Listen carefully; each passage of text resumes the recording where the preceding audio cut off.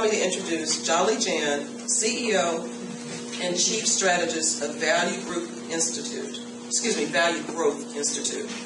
Jolly is a passionate leader of small business strategy, strategic equity value creation, and implementation mastery.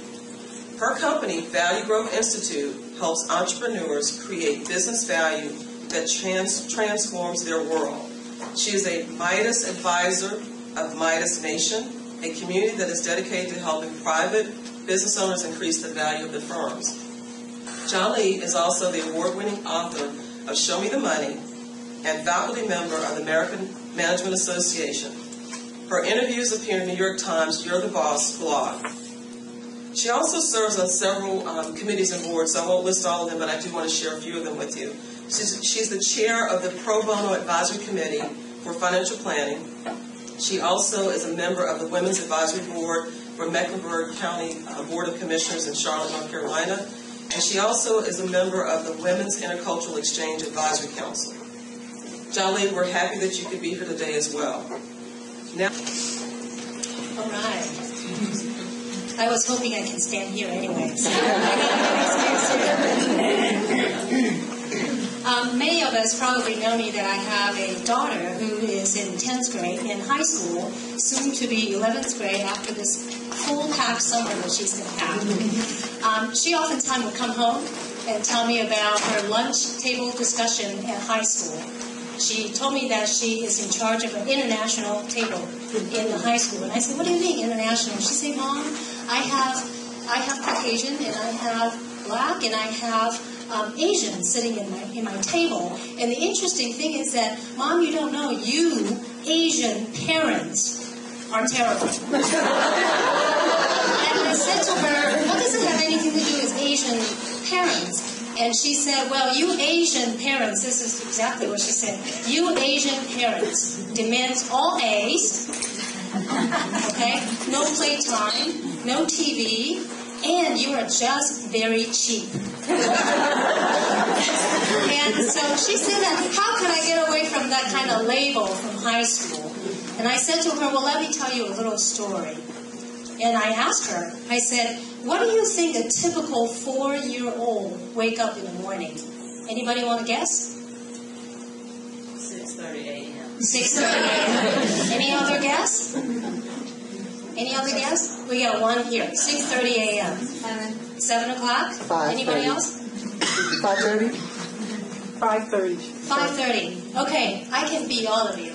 You see, Sam, who wake up at 5 o'clock in the morning. Now, I sent them back to her. okay. Now, it depends. Well, you see, he didn't want to wake up at 5 o'clock in the morning either. And that particular morning when he woke up at 5 o'clock in the morning, this is what happened. He heard a very loud noise. And as a matter of fact, so loud, he was so determined that he had to get up and go check it out, what's going on. What happened was, when he looked outside the window, he noticed that in the distance village just got bombed. And there were bombing coming down, fire going on, black smoke coming out of the air, that he knew he has to do something different. Now, just a few days ago, he remembered his dad told him this. His dad told him, if this would ever happen, I want you to do two things only. Now remember, he's 4 years old. He said, I want you to get your sister Grace. That's first. Second, I want you to carry her and run to the nearest shelter as fast as you can. So this is what Sam did. He remembered the very first task. He has to find his sister. So he looked around the house. He has 8 other siblings in the house, plus other adults. At this time, the house is in chaos. So much chaos that he couldn't find Grace. And he looked and looked and looked. Finally, he found her. She was standing right in the corner, crying hysterically. 2-year-old crying hysterically, looking for her mommy. No matter what Sam said to her, she's not going to budge. He couldn't get her to go with him. So he has to do the impossible. Guess what? No. he slapped her. He said, shut up, and I want you to climb up to my back, hold me tight, and I'm just going to carry you. And so that's exactly what Grace did. She held on to him, being carried, and she didn't stop crying. She was screaming all the way through by Sam's ear right here. And as Sam started looking for the general direction of which direction of the bomb shelter, as he started running, he noticed a couple things. The bomb had hit the village that he lived in. And as a matter of fact, it was fire, it was smoke so dark that he couldn't even breathe. And on top of it, people running, screaming, crying, looking for their loved ones. And on top of it, all sorts of debris are flying his way. If you don't get killed by bomb, you get killed by something. And he had to run so fast. Now, by this time, Grace is crying and screaming so loud and holding him so tight that he just couldn't breathe. So he decided to make an executive decision at that moment. He decided I am going to take a break. So as he started taking a break, he noticed something shining on the ground. As a matter of fact, that shining things looks like candy. And can you imagine candies showing up in a war zone? Probably not. But he also noticed something, that candy was flying from the sky. Really, flying from the sky. And he noticed that 2 fighter jets flying by, dropping these candies from the sky. And he was just very, very cautious. Now, by this time, Grace had stopped crying because she thought, ooh, candy, we get a treat. But he was very cautious. He looked at the plane and he noticed something. You see, in the wartime, this is the war between Japan and Taiwan. During that time, U.S. was a major international aid to that particular island. And they oftentimes receive 100 pounds and 100 pounds a bag of rice. Now, Chinese, most of you know Asian in general, don't waste anything, right? Am I correct? Mm-hmm. And so the bag that wrapped the rice is made by a very, very heavy sack. Is that correct? So Sam, as a matter of fact, noticed something very similar on that plane. You see, he is wearing an underwear that made by the sack that happened to have a U.S. flag right here in the back of his butt. So he told Grace, look, friendly planes, same flag here, all right? I think we are okay with the candy wrappers. Now, as a matter of fact, for those of you who know why they're having those candies flying in the sky, that's an aluminum foil that they dropped purposely from the U.S. troops. So the villagers have only split seconds to run. You see, those candy wrappers or the aluminum foil actually act as to interfere the communications between the Japanese fighter jets. So people have time to run. Now today, Sam is 74 years old, retired high school assistant principal, has 4 children and 7 grandchildren. And I just spoke to him last week, asking him about why we Asians save more money than typical American. You see, Sam is actually my dad. Let me show you a picture of him. That's my dad.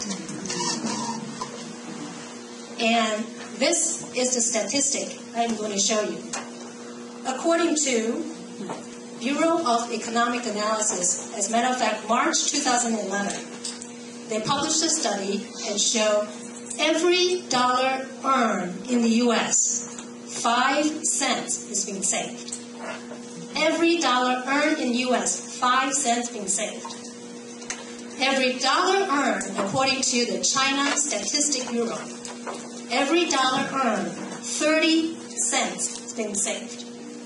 I can tell you, not because most of us grew up in war, and I can tell you, when you are in war, you are in poverty, for definite. And those behaviors, savings, conservings, spending behaviors are passing down generations to generations. This is the reason I tell my daughter, that's the reason you think I'm cheap. Wait until you go shop with your grandfather. You're not going to get anything out of him. And she actually told me that, Mom, you're right. He is much cheaper than you. I'd like to also share with you a little bit about small business, especially women. One thing I will all challenge you is that it's not about how much money you save. It is about how much do you actually need to live. Because a lot of time, as much as I like to buy shoes, ladies, don't tell my husband, but a lot of time we don't really need a whole lot. You see, unused things in your household equals to waste. And in the Asian culture, in any culture that I know of, waste is not a good thing, right? And let me share with you how that impacts you. If you don't have children like me, you effectively are carrying your spending, savings, as well as conserving behavior into your workplace. Where you work, if you own a business or if you work for somebody else, that behaviors go into the workplace. If you have children, your behavior are passing it down because they are watching you. So I encourage all of you to be careful of how you spend. Now, let's take a look at small business. According to Small Business Administration, there are approximately 26.9 million small businesses in the United States. And according to their study, roughly about 56% of those companies has retirement plans set up. Only 56%. And who are those companies that actually are very concerned about savings? They are very likely older, and they are very likely women, white, non-Hispanic, and they are better educated, and most importantly, they are married. So only 56%. And the most interesting thing is, because the most popular plan for small business is IRA, or simple IRA. According to the study, the company who has those kind of plan, 12% don't even bother to contribute, which is very, very interesting in the small business world. So that is a saving behavior. But let's talk about borrowing behavior. Because in small business, enable for you to grow, chances are you are going to borrow money. And according to the Small Business Administration, again, 60% of the small business very likely to borrow money to grow their business, which is very usual. However, there are approximately 14% don't even bother to borrow money. Now, ladies and gentlemen, there are 6 different private capitals available for small businesses. Only 1 out of the 6 are being used today. Because most of us do not understand all the 6 different type of private capitals. No, not all of us understand how to utilize it. Now, who are the 14% who actually do not borrow money? And by the way, what you see there is bank credit versus trade credit. Trade credit are meaning that you are actually financing with your customers, not directly with the bank. That is a financing term most small businesses do not understand. And so who are the 14% that actually don't consider borrowing money? Let me read you the statistics. They are most likely minority, and I quote, Asian, Black, Hispanic, and they're very likely located in the rural area. And most of these owners, because they don't borrow money, they are less educated and experienced in the finance. And let me give you some breakdown. I have worked with hundreds of small businesses. Majority of them, I can tell you this. If I have an Asian American women business owners, very likely they are cash rich. They don't have any debt. Even if they have a line of credit, they do not use that. That's very, very common in an Asian community. If I have a Caucasian as a client, they very likely have theft, but at least they are very disciplined to paying them off. If I have African American as a client, they are very likely highly in debt and will have to work extra effort to get back on track. And that's just my own experience, and we have so many other businesses out there that I don't even know about. So I think I used up my time already.